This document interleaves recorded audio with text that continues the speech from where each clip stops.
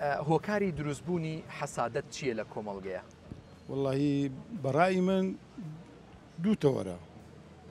یەکێکیان هەندێک مرۆڤ هەیە سروشتی حەسوودە، هەر بە تەبیعەت وایە، بە تەبیعەت وایە ئەوە سروشتە.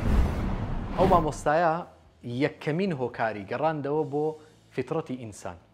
طبعاً حەسادەت لە ناو ناخی هەموو ئینسانێکایە. تەنانەت ابن رجب رحمەتی خوای لێبێ ئەفەرمێ الحەسەد مرکوز في طباع البشر، يعني حەسادەت لە ناو ناخ و طبعی بەشەرە بوونی هەیە، بەڵام ئەوەی کە وەگەڕی ئەخا، ئەوەی کە تەوزیفی ئەکا و گەورەی ئەکا و بەخێوی ئەکا بە کوردەواری خۆمان، ئەوە تاوانبارە بێ ئەگەر بێت و ئاگاداری خۆی نەبێ.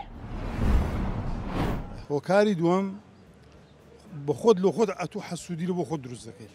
بۆ نمونە چۆن؟ بەسە دەبینی کەسێک لە ناو خزم و کەسەکەی خۆی ئەمە خەرچی ئەو شارەینا 10 ساڵ لەوەی پێش 20 ساڵ لەوەی پێش زۆر کەسە بوو هەرنان نەبوو بخۆ. ئەستا خوا لێ نووسنی ساحیبی بلیۆنەها دۆلارە. سروشتی ئینسان وایە، ئەوە ڕێی خۆمە شخصی. دائیمەن ئینسان چاوی لەسەر خزم و کەستی. ئەو کەسە کە لە ناو مجتەمەعەکەی مەسەلەن دەبینی کە دەوڵەمەند دەبی، ئەوە یەکسەر کە سوکاری خۆی لێ بیر دەکات. دەستە ئاسمانش دکە، دەستە عەردەش دکە، دەستە جێش دکە. ئەتوو بەسە بڵێ ئەمنۆ تو کە سوکاری یەکین، ئامۆزازاینە بنعامی یەکین، کوڕە خارین، کوڕە پلچین تێدەگەی، کەسی نێزیکیم نییە تو. کە سەیرت دەکەم ئەتوو لەبەر دەوڵەمەندی سەلام لە من ناکەی، چاوم دەکەویتە سەرت و حەقۆی حەسادەت چی؟ حەسادەت وابزانام یعنی مۆزوعێکی فیزیۆلۆکیە، تەئسیراتی دەرونی دەبی لەسەرت، کە تەئسیراتی دەرونی دەبی لەسەرت. خوای گەورەش هەلا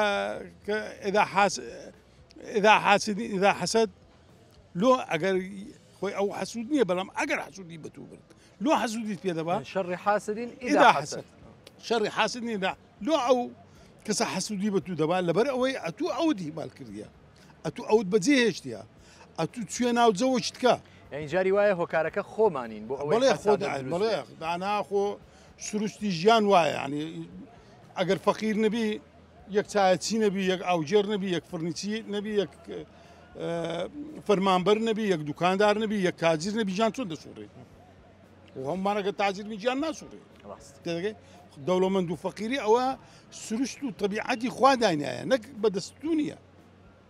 ئەگەر ئەو سروشتەی تێک بدەی ژیان نامی، بەس ئەگە مردن نەمینێ بزانە بابمان باپیرمان بەچێ بەخێو دەکرێت. ئەوە سروشتی ژیانە، بەڵام ئەتوو کە سروشتەکە تێکدا ئەتوو بەخۆ لە خۆ تێک دەدەی. خودەنا ئەستا خاسە عەسری ئەوڕۆ کەس بە نانی کەس مەجبور نییە، کەس چاوی لە نانی کەسیش نییە، بەڵام مەجبورە لەسەرەوەی تو بەرامبەرەکەت ڕێزی لێ بگری. خۆی ڕێزگردن چییە؟ مەسا ئەگەر تو کە سوکارت هەبوو سەردانیان بکەی، ئەگەر جێژنەکە بوو چی جێژنانەیان لەگەر بکەی، و ئەگەر تانیت کابرای فەقیر یارمەتی بدەی، ئەتوو هەر لە ئیسلامیش چاکەی بە زۆر چاکەیتر حسابە لە بەرەوە کە سوکاری خۆتە، ئەوە حەق و فەرزی هەیە لەسەرت. ئەمە سروشتی هەندێکەکەش سروشت تەبیعەتەکەی بەخۆی ملیۆنێرە بەوی هەموو عالم لە پرسان بمرێەوە تەبیعەتە، ئەوەش تەبیعەتە خوا دروستی کردە بە منت و چارە ناکرێت. چونکە مەسا حەسوودی لە هەندێک شتەیە جایزە، مەسا حەسادەت بەتوو بەمە تو زۆر خێری دەکەی، منیش دەوڕە من مشت و خێری بکەم، تێدەگەی ئەوە جایزە لە ئاینی ئیسلام. ئەتوو حەسوودی بەتوو دەمە تو زۆر ئینسانێکی کابراکی ڕۆشنبیر خۆ چاکەکردن بەسپارە نییە. خۆی زمان لە زۆر لە پارەی بە خۆتربی، کابراک ڕێنمایی دەکەی، فێرە ڕەوشتی بەرزی دەکەی، فێرە کارێکی چاچی دەکەی، فێرە ئیشێکی چاچی دەکەی. ئەو مامۆستا بەڕێزە زۆر جوانی وت کە ئێمە ئەبێ دووشت لە یەک جیاکەینەوە. حەسادەت باشی هەیە و خراپیشی هەیە. ئێمە لایەنە خراپەکەیمان زۆر زەخ کردەوە، بەڵام لایەنە باشەکەی ئەوەیە کە لە شەرعی شەهاتۆ پێوترێ غیبتە. غیبتە چییە؟ کەسێکی خێرخوازە بینم، خوای پەروەردگار پێی داوە خێرەکات، من حەز ئەکەم لە ناخەوە خوای پەروەردگار بە منیش بدا، پارەم پێ بدات تا خێر بکەم، خێرخواز بم. یعنی حەسادەت بە کار و کردەوەکەی ئەبم بۆ لەبەر ئەوەی پلەی بەرزە بێتەوە لای خوای پەروەردگار. کەسێک کە خاوەن عیلمە خەڵکی فێرەکە، من حەزەکەم وەکو ئەو بم نەک حەز بکەم ئەوەی ئەو هەیەی لا بچێت و ڕقم لێ ببێتەوە نا دوعای بۆ ئەەکەم و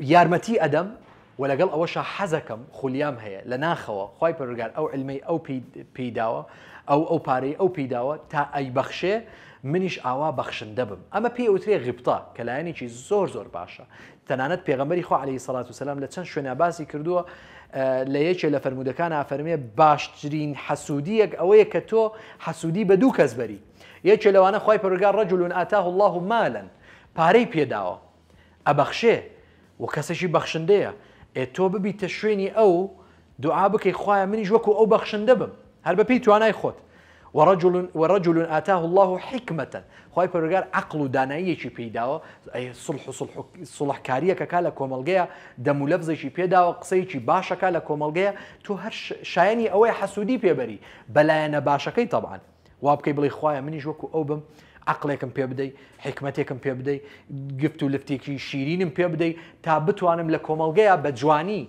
تەوزیفی بکەم